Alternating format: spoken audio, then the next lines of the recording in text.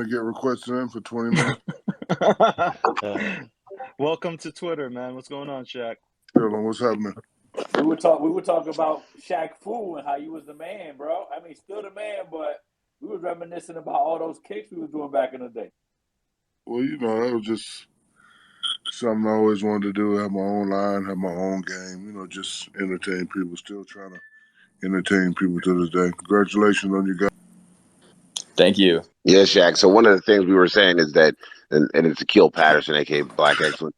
What we were talking about was you are like the originator of athletes owning their own brand and stuff by being in a digital format, and you did that with Shaq Fu, and now there's a way for people to benefit in digital format from their own likeness, and now we're being able to like even help police officers and law enforcement officials, you know, have a connection to community through NFTs. So this whole project within itself kind of really is based off of kind of the work you did in the Yeah, I past. just launched my NFT a couple weeks ago. It did very well, and I commend you guys about teaching everybody about the NFT space because I think it's the future.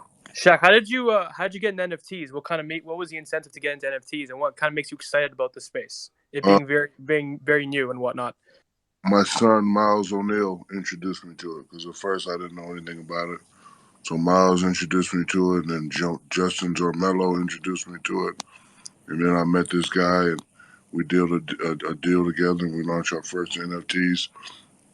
One was me in a Laker jersey, one was in Orlando Magic jersey, one was in the Miami Heat jersey, and it's doing very, very well. But I think the space is very, very interesting. I think people should really get into it and understand it because, like you said, it will definitely be the future. That's awesome, Shaq. So another question. So what was your initial thought about NFTs? Because I've met some people in real life and whatnot, and they're not too big on the NFT and what it stands for, but they kind of grow into liking it. What was your original thought before learning what you've learned? Well, Richard thought I didn't really know nothing about it. You just hear all these wonderful stories. A guy sold a painting that had nothing on it and that. So then, you got to research these stories. So I did my research. Saw some good stories, saw some okay stories, and then finally, when my son broke it down to me and convinced me that this is the future, I said, let's try it. Because, like you said, I always like being at the forefront of all new technology. That's awesome, man. We're glad you're here, and we're glad you're on the forefront with us. We appreciate it. Well, thanks for having me, even though you had me waiting 20 minutes. Body slam Chuck next time you see him. That'd be fun. No, I'm going to smack Chuck when I see him. I'm going to just smack him. Yo, Shaq, what about the Cleveland jersey? Do you have one of that too? No, only the Orlando, the Miami, and the LA Laker jersey. Hey, Shaq, we got David Gockstein in the room, and I think he wants to play you one-on-one, man. That he was talking about playing you one-on-one. Tell David he has 2 L's to his disadvantage. Too little and too. Let's go. Shaq in the house, man. Hey, and by the way, we really appreciate you coming and engaging with our community. It's very rare somebody, a giant in the world, somebody who's bigger than life actually comes in and talks to the community. So kudos to you, man. One, I'm not a giant. I'm just like you. I want to learn. I like talking to people that are more intelligent than me in certain areas, and I enjoy listening to you guys. I can tell you guys know what you're talking about, and I wish you well with everything you're doing. Hell yeah, man, dude. Thank you.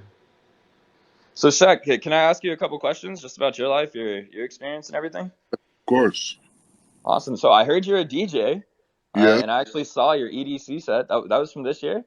Yeah, that was from this year. I actually did EDC Vegas and the EDC Orlando. So DJ Diesel. I know what your question is. Why DJ? And the answer is it's the only thing that gives me the equivalent adrenaline rush as a Game 7 championship. When I go out there and I see all those kids, it's not about being a DJ. It's about when these people pay money to see you perform, you have to put on a show. That's what it's about for me, having these kids jump up and down. And, it's really, really entertaining. 20, 30, 40,000. It's great. Yo, Shaq in the house. Come on, let's fucking go, guys. Let's go. Hold on. Can we, before we start, yo, Shaq, I didn't appreciate you calling me little. I don't appreciate you forgetting about the time we played one-on-one and I broke your ankles. That's all I just wanted to say. I'm gonna keep it there. I don't want to have beef with you like you have with Barkley. Hey, bro, how are we So I'm gonna gonna bring mute a guest myself. up? I was there. Shaq is You probably gotta trying to unmute your mic, Shaq. Shaq. Shaq, what's up, man? Hey, Oh asking you man, the for legend. opportunity. What's happening? Yeah, sorry about that little technical. I got a dumb friend who don't know Don't we how. all, Yo, Shaq? Don't we all? Don't. Shaq, why'd you have to call me little, man? Cause you are. Come on, yo, you Let's don't go. remember? You don't No, remember? no, you're little. Oh my God, bro. You're LIL, you're LITLE, you're little. All right, whatever. There we go. I support your franchises, but whatever. I'll take it. Shaq, I'm the You're little, owner of. bro. Yo, Shaq, we're happy to have you here.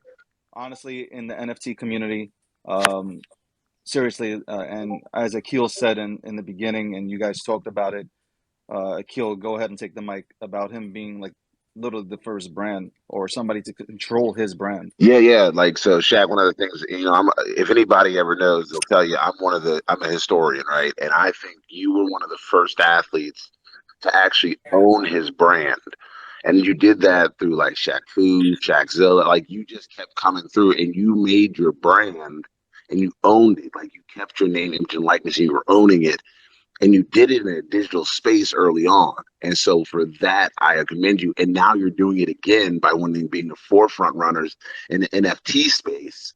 And just kind of talk about like how you got here and what the development was for your son to make you go, Dad, we need to get in on this. Well, my son kept talking about it first, and then a friend of mine, Justin, kept talking about it. So then finally, I got into it. I launched my own NFT maybe a month ago. One of a Laker uniform, Magic uniform, and one of the Miami Heat uniform, and it's doing very well. It's definitely the future. You definitely need to talk to people like you guys so you can explain it more to the people. Because my son and Justin took like 4 or 5 days to explain it to me. Once I started to figure it out, think I'm gonna do pretty well. But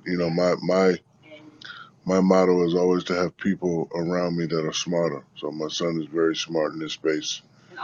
He's teaching me about this, and he's teaching me about the crypto space. So I'm glad that my baby's doing it. And as a Shaq, father, I'm sure you're proud. So we appreciate that, Shaq. Thanks, brother. Thank you. Shaq, do you think with NFTs, athletes are able to go ahead and take back or at least own their brand and their image? Are you happy to see that? Yeah, I think if they get in the space and understand the space, of course they could own it. But again, you have to really know and understand what's going on. Hi. I don't drink. Okay. Yeah, so Good man. appreciate it. Thank you. Yo, I thought Shaq. he just said no Drake. I thought he said no Drake. No, Black, it's no, your hearing aid. That's what it is, man. It's your hearing aid, Black. Yo, Shaq. One of the projects, and we appreciate you being here today. Today's the Blue Chimp drop party, and part of the Blue Chimps is we go in and the Blue Chimps support other communities. And one of the communities that we will be supporting is a group of first responders. David, Andrew, can you guys bring up Lieutenant Reaper below? I want to talk about a little bit Of course. about Shaq, your experience with being a first responder or serving your community, and maybe talk to our friend from Kern County Sheriff Department who's actually launching a challenge coin. Do you collect challenge coins? And do I have over 1,000 challenge coins. First, let me say I definitely look up to and respect our first responders. They keep our country safe, especially law enforcement guys. I love those guys. I think that all of the guys are underpaid. So if they can create this to create extra money for themselves and for their department, I definitely think it's something they can do. But everyone knows how much I love the first responders, especially the military and law enforcement. yeah, so these guys, it's a group of military and law enforcement and firemen, and and so they'll be one of our first flagship groups that we help, and we go in and support and help them build their NFT challenge coin and their line. And I just wanted to maybe you to talk to him a little bit, David, if you could bring up. For 20 minutes.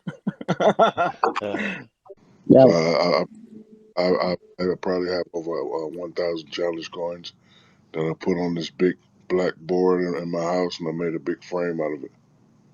Yeah, we got Richard Anderson from he's the showrunner for Challenge Coin. He's in the room. What's up, Richard Anderson? How's it going, sir? Hey, just great. Thanks for having me come up here. Thanks everybody. And shout out to Tech, former Marine, Devil Dog. Thank you, Shaq, for all your support. We do appreciate it. And in these times, one of the reasons why I kind of wanted to start the NFT Challenge Coin project is because I knew that within our community, law enforcement, first responders, and military, that challenge coins are a collectible. They're, some people buy them, some people earn them.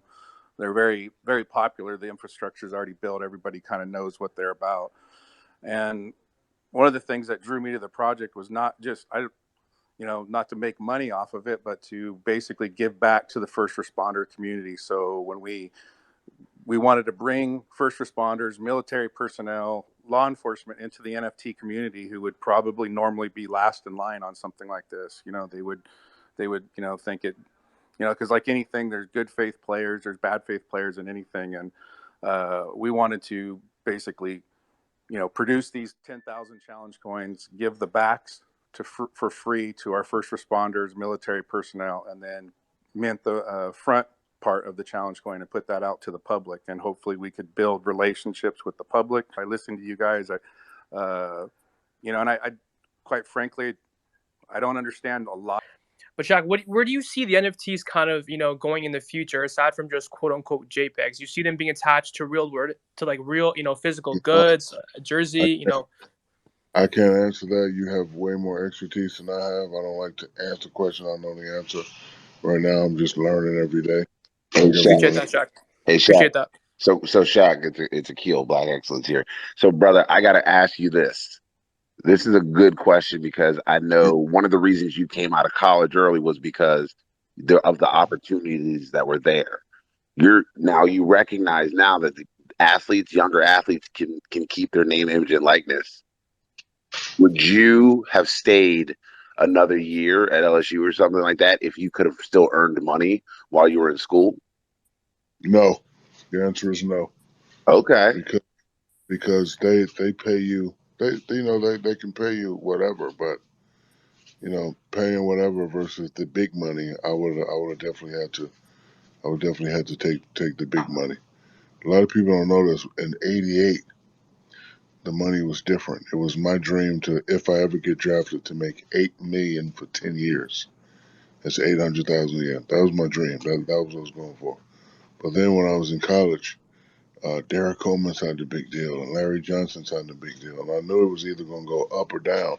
So when I was projected to be the first pick, I was like, look, I got to get way more than what these guys did. So I had to take advantage of that right away. I didn't want to come back a year, get hurt, slide in the draft, and somebody else get that. You have to strike while it's hot. So one of them made 15, one of them made 25, and then I was asking for 50, and they got me 40. So to be truthfully honest with you, no, I don't think I would have stayed for the little money when the big money's out there. That's real. That is real. And then, the way you just said it, like, it's kind of like how the NFT space or the crypto space is now. It's, yeah, I could go do something else, but if the bigger money's over here in the NFT and crypto space, why not jump in and take the risk, knowing that, I could lose it all in the stock market. That should be an NFT. Yeah, that definitely should be an NFT. Yep. Good plug, Tech. Good plug. My second question is, you talk a lot about when you first came into the NBA. Like I seen videos of you saying like you weren't like let's say on top of your finances, but then somebody got into your ear and said like, look, you'll go end up being broke like some of these other NBA players that would get money in their hands and just throw it all away. Any tips for the crowd, especially this crypto space? A lot of people, and NFT, I'll put in there. A lot of people are coming here to go ahead and find financial freedom. Well, one you have to educate yourself about business, about finances. For all the people that are not as knowledgeable as we are.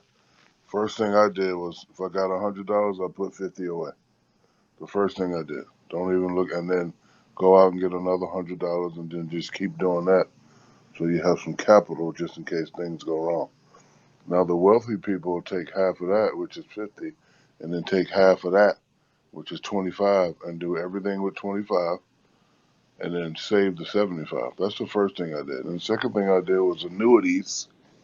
And then the third thing I did was start learning about investing. And then when I invest in things that's going to change people's lives.